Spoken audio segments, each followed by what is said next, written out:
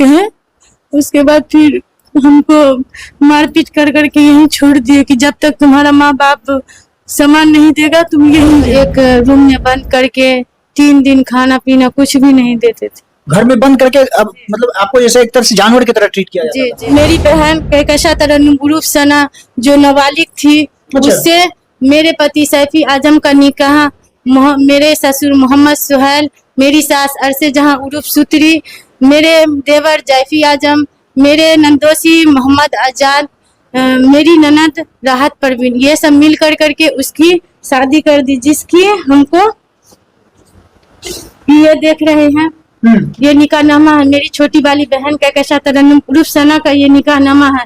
इस निकाहनामा में साफ साफ दिखाया जा रहा है कि मेरे ससुर मोहम्मद सुहैल का ये निशान भी लगा देगा या पैसा नहीं देगा तुमको भी हम नहीं रखेंगे। मतलब पूरा परिवार ही दहेज का लालची। बहनोई है, वो आपके साथ गलत क्या क्या कुछ करता था? गलत नियत से पकड़ लेता था, गलत नजर से देखता था। नहीं, मेरे हस्बैंड भी मरते थे, मेरे पूरा ससुराल वाला ही हमको मारपीट गाली गलौज करते थे, लाश से मार करके मेरे बच्चा को नुकसान कर दिए, जिसमें मेरे बच्चा का पेट में ही पाँव टूट गया। अभी हमारे साथ मुस्लिम महिला है जिनके साथ क्या कुछ घटना घटित हुआ है उसको हम विश्लेषण इनसे ही जानकारी लेंगे। पहले आपको बता दूं कि दहेज प्रताड़ना का मामला हमारे बिहार में खास करके बहुत ही ज्यादा देखने को मिलता है और उसी दहेज प्रताड़ना की शिकार यह मुस्लिम महिला हुई है। इनकी शादी होती है और उसके बाद इनके पति इनके साथ क्या कुछ करते हैं। इनसे शादी होने के बावजूद इनकी छोटी वाली बहन को अगवा करके और दोबारा शादी कर लेते हैं, ऐसा इनका आरोप है। पूरी जानकारी हम इन्हीं से देते हैं। सबसे पहले मैम क्या नाम हुआ आपका? नाजिया आफरीन। जोर से थोड़ा सा बोलिएगा। नाजिया आफरीन। कहाँ के रहने वाले हैं? शाहपुर बघौनी, समस्तीपुर जिला। जी, जिला समस्तीपुर, थाना बहन, थाना ताजपुर थाना से। चलिए, तो क्या कुछ घटना घटित हुआ आपके साथ? आपकी शादी कब हुई थी? 12/1/2018 में शादी हुई थी। 2018 में 12 जनवरी 2018 को शादी हुई थी। चलिए, उसके बाद फिर क्या समस्या हो गई?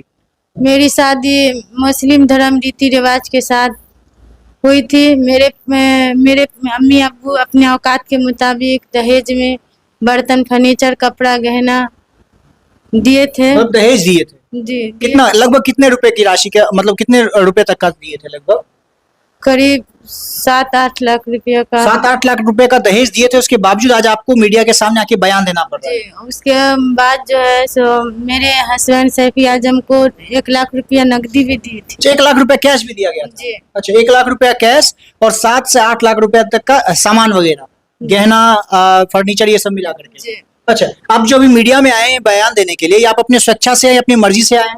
जी, हम अपनी मर्जी से आए। अच्छा, क्या कुछ हुआ शादी के बाद? क्या कुछ घटना घटित हुआ आपके साथ? मेरे साथ घटना घटी, शादी के बाद हम से विदा, मतलब शादी करके हम अपने ससुराल चकली बहनी आपका ससुराल हुआ? जी। अच्छा। वार्ड नंबर 3 है, वार्ड नंबर 9 है। अच्छा।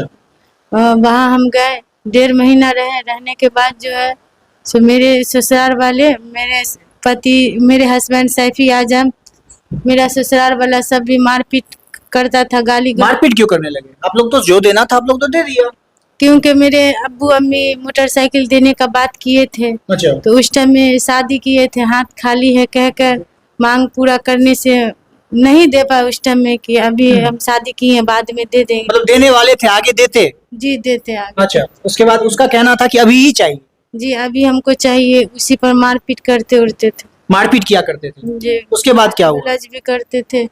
उसके बाद फिर हमको एक रूम में बंद करके 3 दिन खाना पीना कुछ भी नहीं देते थे। घर में बंद करके, अब मतलब आपको जैसे एक तरह से जानवर की तरह ट्रीट किया जाता था? जी। अच्छा, ऐसा क्यों करते थे? बस वही एक बाइक के कारण? जी, बाइक के कारण। और फिर 1.5 लाख रुपया भी मांगे थे। 1.5 लाख रुपया मांग रहे थे? क्या करना था उनको? उनको करना था कि हम लोग का कारोबार वहाँ दिल्ली में है, वहाँ जा करके हमको एक किराए के रूम पे रहना है, अपना काम धाम करेंगे अपने खुशी। मतलब काम धाम उनको करना और पैसा आपके घर से चाहिए? ऐसा क्यों? तो मांग किए तो फिर हम, मेरे हस्बैंड सैफी आजम हमको लेकर के शाहपुर बघौनी आने के बाद जो है सो मेरे माध्यम से हमारे अम्मी अब्बू को कहवाए, हम कहे हम अपने अम्मी अब्बू को। तो मेरे अब्बू अम्मी कहने लगे कि अभी हम शादी किए हैं, 1.5 लाख रुपया हम कहाँ से ला करके देंगे, जैसा कि मेरे अब्बू अम्मी कहे। उसके बाद फिर हमको मारपीट कर करके यहीं छोड़ दिए कि जब तक तुम्हारा माँ बाप सामान नहीं देगा तुम यहीं रहना। अच्छा, मतलब आपके माता पिता लाचार महसूस कर रहे थे कि अभी हमारे पास पैसा नहीं है, अभी हम कहाँ से दे पाएंगे, जी और आपको आपके मायके छोड़ करके चला आया लड़का। चला गया। फिर हम 2-3 दिन इंतजार किए। इंतजार करने के बाद हम अपने ससुराल चकली बहनी गई। वहाँ पर हमारे हस्बैंड सैफी आजम के साथ साथ माँ बाप ननद नंदोसी देवर हुए सब मिल करके मारपीट करने लगे।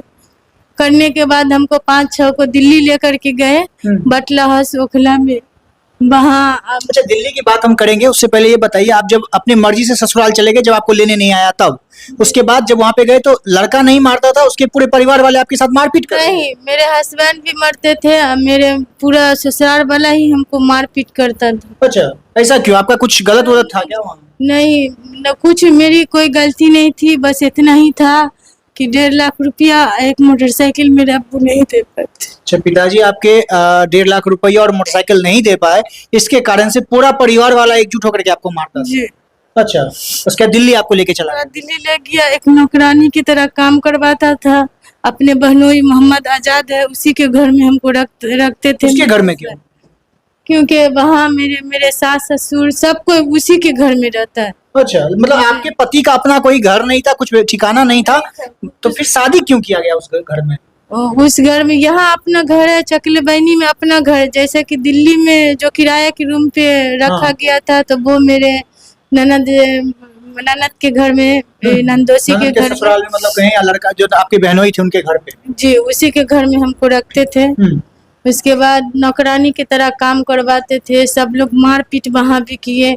इसका रिपोर्ट वहाँ जमिया नगर के थाना में, दिल्ली में भी मेरा रिपोर्ट है। अच्छा, थाने में आपने FIR भी दर्ज कराया था? नहीं, हम नहीं किए थे। वही लोग जो है सो क्या बोलते हैं, बोल दिया कि मांगने वाली जो है सो ऐसा ऐसा किए। तो पहले हमको प्रशासन से डर लगता था। उसके बाद जो है सो प्रशासन जो है वहाँ पर वहाँ के प्रशासन मेरा पूरा सपोर्ट किए। हमको डर लगता था, फिर भी मेरे क्या बोलते हैं, मेरे चचा जो हुए वो सब 2-3 आदमी लेकर के हमको वहाँ गए जमिया नगर के थाना में। वहाँ पर भी मेरा रिपोर्ट होगा। और उसके बाद जो है सो वहाँ के, जैसे कि मेरी हालत देख करके वहाँ जमिया नगर के थाने वाले बोले कि सबको बंद कर देने के लिए। तो हमको ऐसा लगा था कि कोई क्या सोचेगा कि अपने ससुराल वाले को भी लड़की जेल कर दी, हम इज्जत देखे, सब देखे।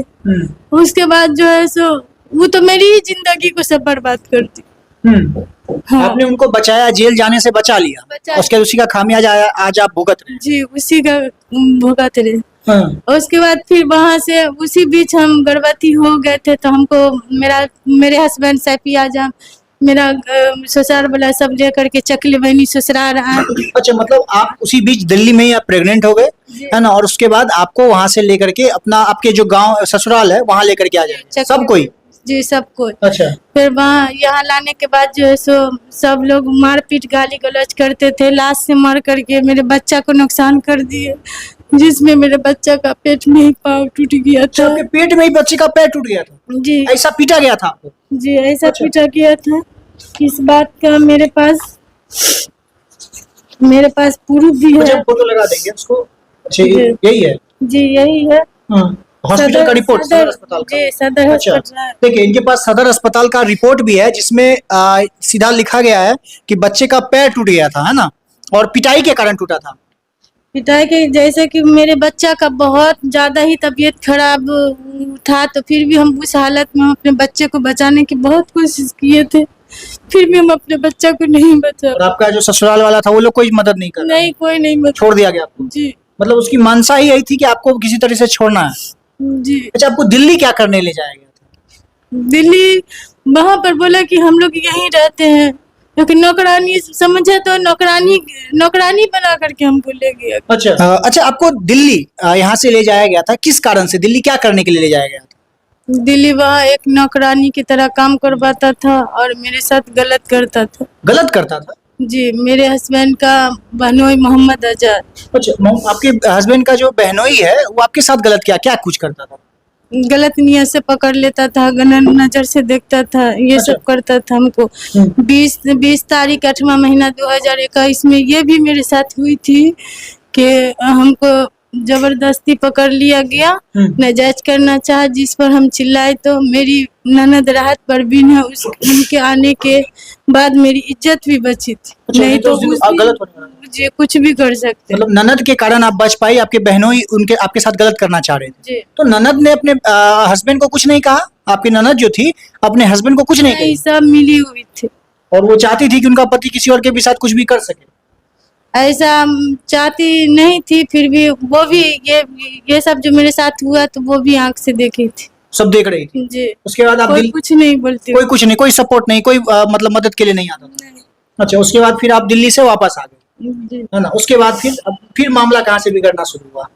फिर वहां से हम आए, आने के बाद जो है सो बच्चा मेरा मार के नुकसान कर दिया। नुकसान करने के बाद जो है सो मेरी बहुत ज्यादा तबीयत खराब होने लगी, तो जिस पर मेरे हस्बैंड सैफी आजम के साथ साथ मेरे पूरे मतलब ससुराल वाले, मेरे सास ससुर, ननद नंदोसी, मेरा देवर, सब जो है मेरा सारा सामान छीन लिए। अच्छा, छीनने के बाद हमको घर से बाहर धक्का दे मतलब करके, आपका स्वास्थ्य सही नहीं था, आप बीमार थे और आपका सारा गहना जेवर लेकर के और आपको घर से निकाल दिया? जी जी अच्छा, क्यों ऐसा क्यों किया गया? तबीयत खराब था उसके बावजूद? जी।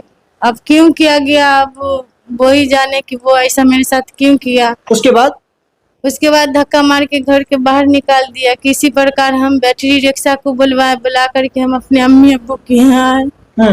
आने के बाद फिर हम डॉक्टर के यहाँ भी गए थे, इसमें साबित होता है कि हमारे बच्चे की जान भी चली गई। और उसके बाद फिर हम बताना चाहेंगे कि फिर हम जा करके केस कर दी।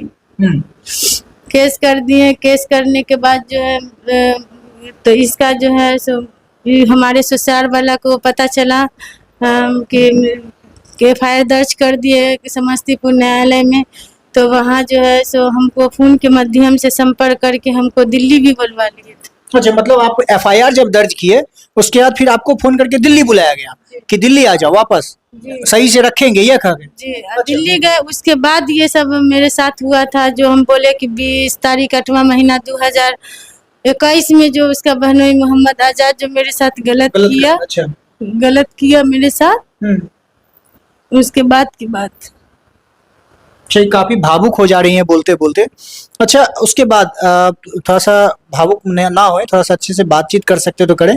उसके बाद क्या हुआ? आप फिर दिल्ली में आपके साथ वो सब घटना घटित हुआ, उसके बाद आप वापस से फिर अपने घर चले आए, मतलब दिल्ली से भाग करके घर आए? जी, फिर ये सब होने मतलब लगा। आपके साथ गलत किया जा रहा था इसलिए आप दिल्ली से भाग करके घर चले आए? जी, मैं यहाँ तक ये भी बात है कि मेरे हस्बैंड को भी वहाँ से उसका बामा निकाल दिया था कि तुम्हारा ससुराल वाला जब तक नहीं गाड़ी देगा या पैसा नहीं देगा तुमको भी हम नहीं रखेंगे। मतलब पूरा परिवार ही दहेज का लालची था? जी, तो अच्छा। उसके बाद जो है सो मेरे हस्बैंड सैफी आजम मेरे मायके ही में आकर के रहने लगे थे।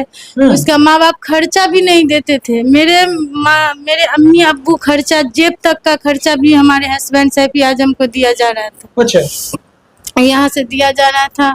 उसके बाद मेरी जब उस टाइम में प्रेगनेंसी का जो हम बताए कि मेरे बच्चे की जान चली गई, उसके बाद उस टाइम में मेरी तबीयत खराब थी। रमजान था हम लोग का। 17/4/2021 में मेरी बहन कहकशा तरन्नुम उर्फ सना नाम है, उसको मार्केट करने के बहाना ले जा करके अपहरण कर लिया। अच्छा, मतलब आपके घर पे मायके में रह रहा था और उसके बाद मार्केट ले जाने के बहाने आपकी छोटी वाली बहन को लेकर के अगवा कर लिया? जी। अच्छा, और उसके बाद ले जाने के बाद जो है बहुत हम लोग पूछे कि आप लोग आपके साथ गई, हमारी बहन कहाँ गई? तो हम ही पर चिल्लाता था तुमको ये करेंगे वो करेंगे, तुमको छोड़ देंगे, ऐसा सब कहते थे। कहने के बाद जो है मेरे अब्बू अम्मी अपना मेरा गांव समाज अपना इससे छानबीन से पता किए तो पता चला कि मेरी बहन कहकशा तरन्नुम उर्फ सना जो नाबालिग थी, उससे मेरे पति सैफी आजम का निकाह मेरे ससुर मोहम्मद सुहैल, मेरी सास अरसे जहां उर्फ सुतरी, मेरे देवर जैफी आजम, मेरे नंदोसी मोहम्मद आजाद, मेरी ननद राहत परवीन, ये सब मिल करके उसकी शादी कर दी। जिसकी हमको ये देख रहे हैं, ये निकाहनामा है। मेरी छोटी वाली बहन कहकशा तरन्नुम उर्फ सना का ये निकाहनामा है। इस निकाहनामा में साफ साफ दिखाया जा रहा है कि मेरे ससुर मोहम्मद सुहैल का ये निशान भी लगा हुआ अंगूठा का। ये अच्छा, तो मतलब आपके धर्म में दो शादी क्या मतलब रूल है कि दो शादी कर सकते हैं? नहीं, हमारे मजहब इस्लाम में एक निकाह में दो बहन नहीं रह सकते। अच्छा, मेरा कुरान मजहब इस्लाम इजाजत नहीं देता। तो फिर आपको तलाक दिया गया था क्या? जी, 3 तलाक दिया गया था, पर उस 3 तलाक को भी नहीं। 3 तलाक तो अब तो शायद कानूनी रूप से वैलिड नहीं है ना, 3 तलाक तो अब बैन है। जी, जी। तो फिर कैसे 3 तलाक दे करके आपसे दूसरा शादी कर ले आपकी बहन से? ये भी बात है कि ये हम पेपर लिए हुए हैं, पटने अमानत सरैया का है। इसमें मुफ्ती साहब साफ-साफ लिखे हुए हैं कि एक बहन को निकाह में रहते हुए जिसकी शादी नाजिया आफरीन सैफी आजम से हुई थी, तो इस निकाह में है, तो मेरी छोटी वाली बहन का जो अपहरण कर के जो शादी कर दिया गया वो हराम है। ये अल्लाह से तौबा मांग करके दोनों अलग हो जाए।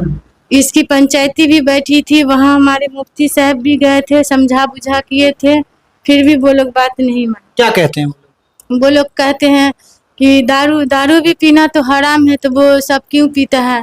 हम शादी कर लिए तो नाजायज है। हम कुरान इस्लाम को हम नहीं मानते हैं। तुमको जो करना है, जो उखड़ना उखाड़ लो, हम किसी से नहीं, न प्रशासन से डरते हैं, नहीं क्या बोलते हैं, नहीं हम गांव समाज वाले से डरते हैं। जहाँ तक कि इस रिकॉर्डिंग में, वॉइस रिकॉर्डिंग में जज को भी गाली दे रहा है, इस रिकॉर्डिंग भी मेरे पास है। अच्छा, मतलब इस्लाम धर्म से होने के बावजूद उनका सीधे तौर पे कहना है लड़के का, यानी आपके पति का, कि हम इस्लाम धर्म को नहीं मानते हैं, हम किसी भी मजहब को नहीं मानते, मेरी जो मर्जी होगी हम वो करेंगे, और आप लोग कुछ नहीं उनका बिगाड़ सकते हैं। नहीं, वो लोग पैसा के इससे, यही 2 दिन पहले 18 दिसंबर को डेट था, एसडीजीएम जज वहाँ समस्तीपुर, तो वहाँ गए तो शाम हो गया, तो जज साहब बोले कि कल 19 तारीख को 11:30 बजे जो है सो डेट है, तुम लोग 11:30 बजे आ जाना। जब हम वहाँ गए तो वहाँ पे जो है सो कोई इंसाफ नहीं मिली हमको। वहाँ के एसडीजीएम जज साहब जो है सो कहने लगे कि बाइज्जत हम बली करते हैं, मेरे हक में कोई इंसाफ नहीं हुआ। आप बताइए कि अब हम क्या करें? आप अपने पति के साथ रहना चाहते हैं? नहीं, हमारा मजहब इस्लाम इजाजत नहीं देता है कि हम एक निकाह में 2 बहन रहें। अगर हमको चुनना पड़े तो हम अपने इस्लाम मजहब, हम अपने कुरान को, अल्लाह को चुनते हैं। उनके साथ लेकिन नहीं रहेंगे? नहीं, अगर वो आपकी बहन को छोड़ दे तब क्या उनके साथ रहेंगे? नहीं, नहीं। तो क्या चाहते हैं आप, उनको जेल भिजवाना चाहते हैं? तो जी हाँ, हमको इंसाफ चाहिए, हमको इंसाफ चाहिए। ये हम मीडिया के माध्यम से हम अपने नीतीश कुमार जी तक, नीतीश कुमार सरकार तक ये बात हम अपने मीडिया वाले के माध्यम से पहुंचा रहे हैं। अच्छा, मतलब आप मोहम्मद सरकार, हाँ, मैं इस पे बात करूंगा। एक बात और बताइएगा, आपके इस्लाम धर्म में क्या कहा जाता है कि अगर आपका पति आपसे शादीशुदा है तो दूसरी लड़की से वो शादी नहीं कर सकता है, या दूसरी लड़की से शादी कर सकता है, बहन से शादी नहीं कर सकता? नहीं, दूसरी लड़की ममेरी फुफेरी खलेरी बहन से शादी कर सकता, पर खुद की बहन से शादी नहीं हो सकता। अच्छा, तो कितना शादी कर सकता है लड़का? मतलब आपका पति अगर मान लीजिए शादी करना चाहे तो आपके रहते हुए कितनी शादियां कर सकता है? इस बात की हमको उतना नॉलेज नहीं है, कितनी शादी हर कोई लड़की चाहेगी कि मेरा हस्बैंड हमको छोड़ करके किसी से शादी न करे। मेरा तो यही कहना है कि अगर कोई दो चार शादी कर रहा है, ये सब गलत। तो आप क्या चाहते हैं प्रशासन से या न्यायालय से, क्या चाहते हैं? लड़का के साथ क्या कुछ किया जाए, मतलब आपके पति के साथ आपको कैसा न्याय चाहिए, क्या चाहते हैं? वो हम चाहते हैं कि हमारे मजहब इस्लाम पर जो लांछन लगाया है कि मजहब इस्लाम का कोई नहीं किया, इज्जत नहीं किया, हमारे कुरान मजहब का किसी का भी इज्जत, उसका मेरे हस्बैंड, मेरे ससुराल वालों कोई ने इज्जत नहीं किया। इस पर हम चाहेंगे कि मेरे इस्लाम के तरफ से उसको ज़्यादा से ज़्यादा कार्रवाई शुरू की जाए, और ज़्यादा हो सके तो ज़्यादा हो सके तो क्या बोले, कुछ सजा उनको आप चाहते हैं, उनको सजा दिलवाना चाहते हैं? जी। अच्छा। हमको इंसाफ चाहिए, कड़ी से कड़ी सजा दी कड़ी से कड़ी सजा दिलवाना चाहते हैं जी। अच्छा, तो अगर अब मौका में तो आप दूसरी शादी करना चाहते हैं? नहीं, अभी इसके लिए फिलहाल हम नहीं सोचे। आपके फैमिली वाले का कैसा सपोर्ट है? आपके पिता भाई, आप कितने भाई बहन? हम 5 बहन 3 भाई। सबों की शादी हो गई है? जी, सबकी शादी हो गई है, जिससे मेरे हस्बैंड सैफी आजम का शतरंज ग्रुप सना से जो शादी कर लिए हैं, वो सबसे छोटी वाली बहन थी, सब भाई बहन हर कोई से छोटी थी वो। अच्छा, जी और नाबालिग भी थी। जी नाबालिग। अच्छा, और अभी आपके पिताजी, आपके भाई, मतलब आपके अब्बू, आपके भाई, ये सब आपको मतलब मानते हैं, मतलब आपको साथ रखना चाहते हैं? जी हाँ, अगर हमारे माँ बाप या भाई बहन या किसी गांव गांव बस्ती का सपोर्ट अगर नहीं मिलता तो आज हम जिंदे भी नहीं रहते। अच्छा, जी सर। और उधर से आपको धमकी वगैरह भी देता है? जी बहुत धमकी देता है कि तुमको जो उखाड़ना है उखाड़ लो, जज भी हमारा क्या उखाड़ लेगा, हम सबको देख लेंगे। मतलब वो सब थाना जज कोर्ट हर कोई हमारे जेब में रहता है, तुम कहाँ तक जाएगी हम देख लेंगे, तुम्हारी जिंदगी को नर्क बना करके छोड़ देंगे, ऐसा शब्द में बोला जाता है। अच्छा, मतलब प्रशासन और कोर्ट न्यायालय से सबसे बड़ा वो खुद को मानता है। जी क्यों मानता है? उस मतलब वो कुछ पैसा है या कुछ बहुत ज्यादा कमाता है, पावर है, राजनीतिक पार्टी से जुड़ा हुआ है, क्या चीज है उसके पास? जी उन लोग के पास पैसा है, पैसा बहुत है। पैसा के दम पे वो लोग ये सब कर रहे हैं। क्या उसके, वो क्या करता है, उसके परिवार वाले क्या करते हैं, पैसा कहाँ से आता है? पैसा कहाँ से आता नहीं आता, मगर 2 नंबर का धंधा भी करता है वो। अच्छा, 2 नंबर का धंधा भी करता है, जैसे कुछ 1-2 एग्जाम्पल दे दीजिए। ये दारू उरू का ये सब का भी काम करता है। शराब माफिया भी है? जी जी। अच्छा, उसके बावजूद आप उनसे शादी कर ली? नहीं ये सब बात पहले से हम लोग को पता नहीं थी। अच्छा। जी अच्छा, अब आप चाहते हैं कि उसकी उस पर सख्त से सख्त कार्रवाई की जाए? जी, कड़ी से कड़ी सजा हुई, हमको इंसाफ मिले, हम अपने मीडिया के माध्यम से हमारे अच्छा, और एक सवाल, आखिरी में सवाल करेंगे कि प्रशासन आपको सपोर्ट की कि नहीं की? नहीं नहीं मेरा प्रशासन सपोर्ट कर रहा है नहीं। हम 5 साल से हम केस लड़ रहे हैं, 5 साल से? 5 साल से केस लड़ रहे हैं, नहीं कोर्ट में जाते हैं तो वहाँ हमारे लिए कोई इंसाफ है, डेट पर डेट, ये सब चीज़ से हम तंग आ गए। कोई कुछ नहीं, कोई प्रशासन जज या क्या बोलते हैं ये कोर्ट से हमको अभी तक कोई इंसाफ नहीं मिल रहा है।